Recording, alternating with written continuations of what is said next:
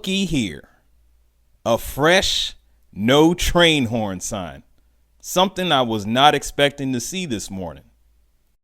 So back in May of this year, the Rosenberg Quiet Zone has extended down to 3rd Street, located where the Rosenberg Railroad Museum is. So there will be no more of this.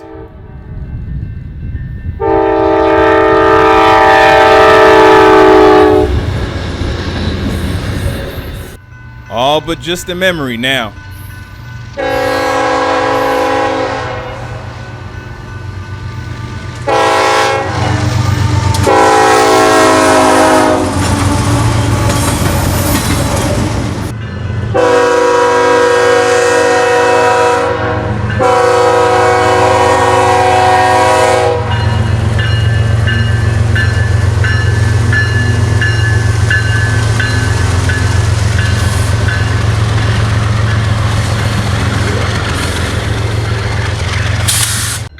If you got a chance to enjoy the horn action, big ups to you.